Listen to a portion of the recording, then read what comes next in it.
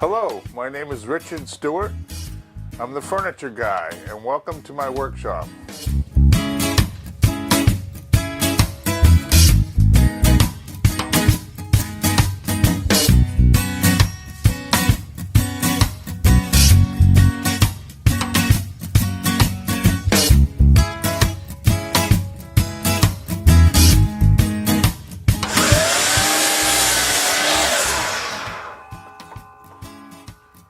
Hello there, I'm Richard Stewart, Boxborough Hardwood Furniture, and we're doing another show here on ActonTV. Today, the project is something I wanted to do for a long time. The Thoreau Desk. I've been intrigued by it ever since someone mentioned it. I didn't know anything about it. I went down to the Concord Museum and paid the $10 and went in and basically just looked at this one thing. And it's cordoned off. You can't get near it. It's amazing. But this is my replica of this picture. This is the original desk. Things I want to just point out that I like to do is make it, especially on an antique, make it look like, you know, it's been beat up and kicked around, which is what I pick up on this picture. And then also I wanted to show, and people have asked me this back piece is broken, and it's broken on the original. And the one's missing. This is here. So this is what we got. And the keyhole's kind of beat up, you know, and black paint around the trim. I think it came out really, really nice. What I really found amazing about this desk is how simple it is. It's basically 12 pieces of wood and, you know, 4 legs, 4 sides, a top, 2 pieces for the top, and that's that. The first step is to figure out all the dimensions. Because I couldn't get near the desk, I had to go online, and there's a lot of stuff about this desk. All these numbers here on this page, I came up with out of the internet. So once I figured out the dimensions, I pre-cut everything and had it all ready to go. First thing I do here is to lay out the legs the way I want them. The side is cut to length, and make sure the top is going the right way, and don't drip glue all over the place. The reason I use so much glue is because the glue is about the best part of the whole joint. It's considered a butt joint, so it's not really a great joint, but the glue helps with a lot of stuff. It'll keep it stable. I shoot a few staples because, you know, I can. I'm sure back in 1838 when it was built, you know, there was nothing close to that. But if they had that then, they would be using those too. That's my thinking. So, and then I even use some, you know, some modern screws that self-pilot and everything else. Here it is, just redoing the other side, but you want to make sure everything is going to go. Basically, you got to do a right side and a left side. So that's the most important thing. You can always end up, and you end up with 2 rights or 2 lefts. So, you know, you get mad, you bang your head against the wall, and then you start over. So the next step will be to attach the front and the back. And to make it easy on myself, I like to use the vise whenever you can. You just get it down low to the desk so it's basically flat and square. And you can attach, you know, the one side, and then you just use the bench top for the other side. Once again, the staples help stabilize the side so I can get it to where I want it. Here I am screwing it so that as I move it around, it doesn't come off or loose, because the staples are, you got to be gingerly with them, but they're 2-inch staples, these, or brads, whatever you want to call them. Obviously more glue. So we're going to attach this to the other side of which is the back. That piece is the back, the other piece is the front. I always find it's better to glue both pieces of wood. Nothing heavy. You really don't want it squeezing out. It just makes a mess. Now I got to get it to where it's easy. If I have it on the bench, it's a little high. Now I can just hold it up. Where's that brad gun?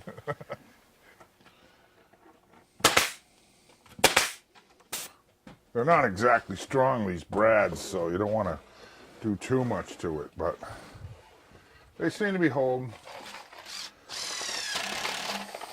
Amazing thing. They're just temporary. The glue and the screws will be doing all the work. I did use a board to keep it level, you know, make it a lot easier, and that's very important. You want to do yourself a favor and see that it's all balanced. That helps you to do better work.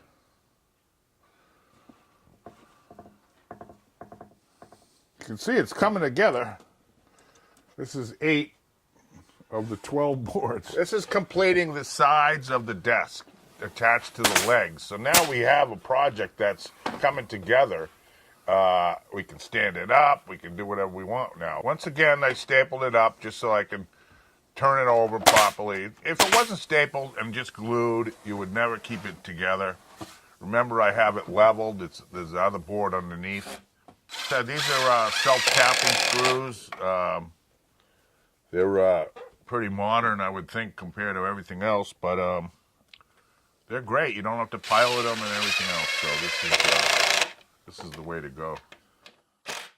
Oh, the next step is to check for square. 35 and 7. Because once the glue tightens up, it's going to be where it is. So you have to jimmy it a little bit.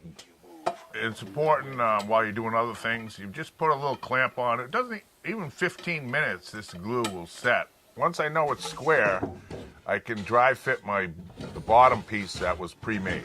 At this point, we're ready for hinges. Now, it's kind of funky to do a hinge because you have to like look at it and see how you open it up so what it's going to sit like.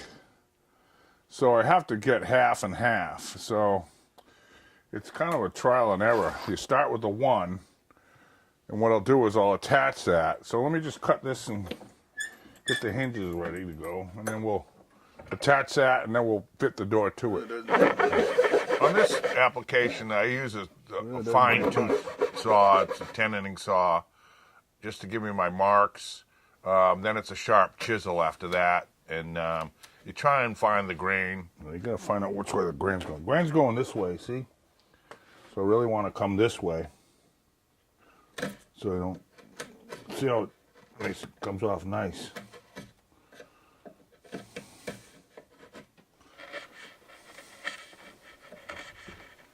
Now that these are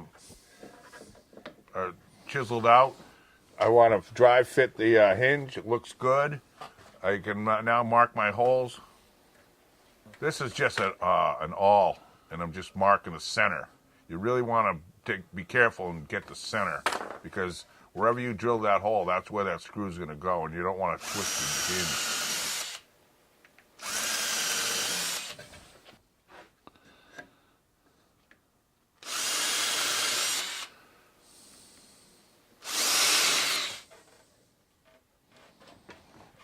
The reason why I'm hand screwing it is because it's a flat screw. It's a one groove screw. It's not a Phillips head. So there'll be no power tools for these screws.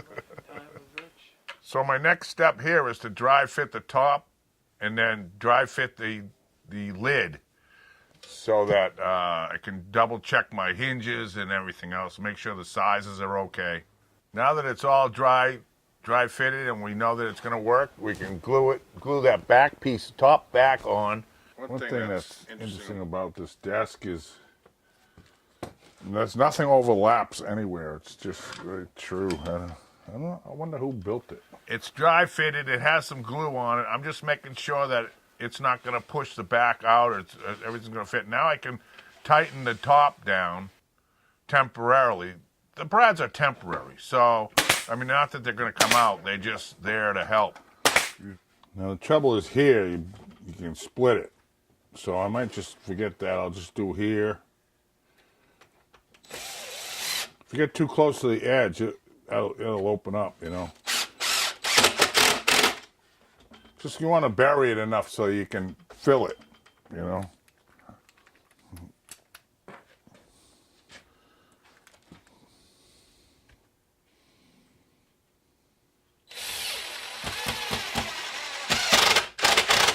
The back top was attached.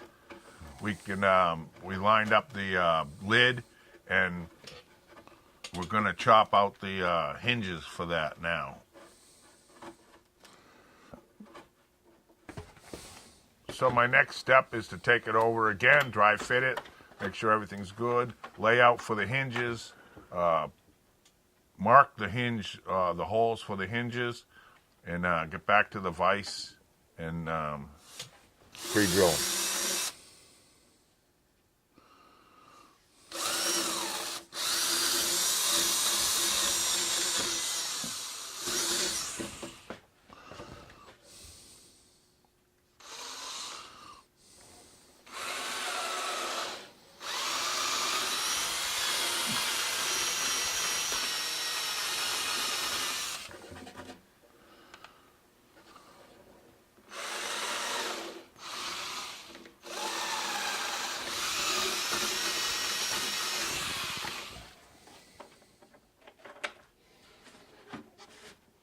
Here we're happy that it's fitting nicely, and then we're going to put some screws in and screw it back in and move on to the next step.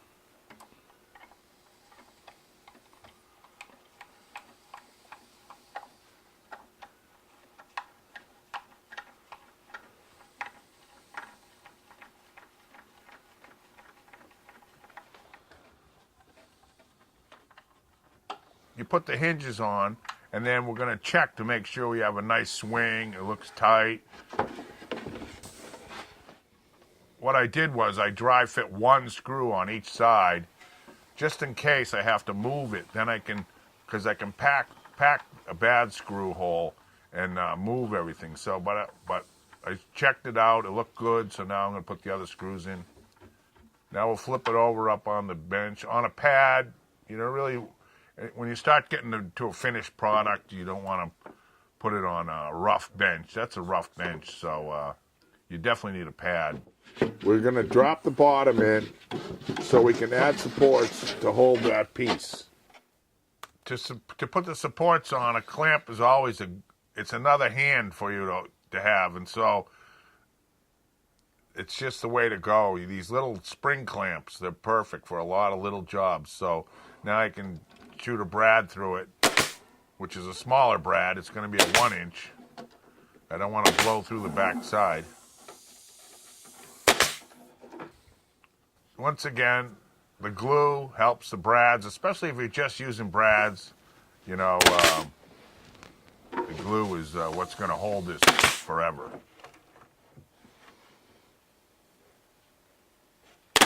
So, now we're going to just put it down, let the bottom drop in, and let's see. It's still there. Everything looks good. Holy cow. All right, we're getting down to the end. This is a trim piece. This is the back. I cut it like what I think I see in this picture here, which is what I did over there. This is going to cover this whole board. So I got 3/4 of an inch down. And I'm just going to shoot some staples.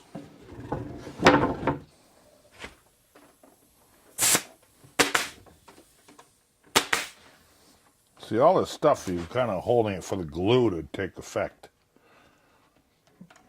It's really getting exciting.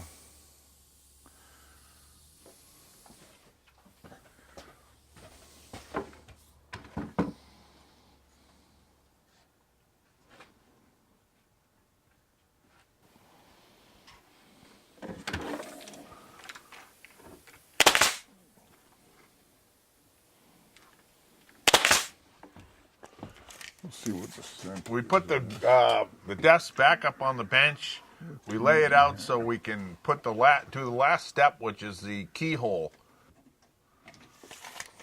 Got to mark it. You got to find the center. You got to kind of look at the photo and lay it out what you think. Obviously, it's just what you think, but it's a regular key, so there's only so much you can do.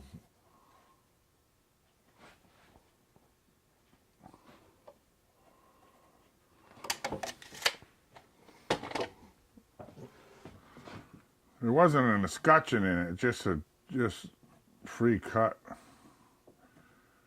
So you can kind of make your own. There you go. Now that the keyhole's all drawn, I lay it out and I use it's a 1/4 inch bit. You know, you want to holding it back. I don't want it to blow through because it'll just chip out on the other side. So now I can use this for the bottom too. You see, it's like a triangle. So if I get lower to the bottom.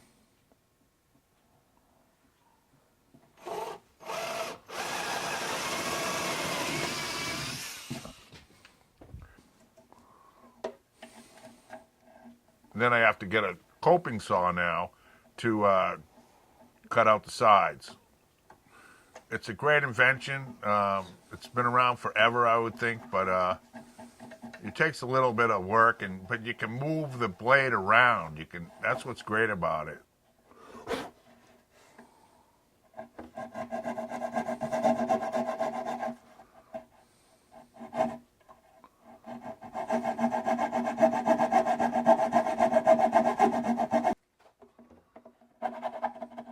Just drop it out for the keyhole. And then I have to rough it. I noticed the one in the museum, it was worn through, the size of a quarter almost around it. There was no paint. So I did that on the painted one I built. And so when this one gets paint, I'm going to do the same thing. Just scratch it out in sort of a round shape. That's exactly what it looked like in the museum.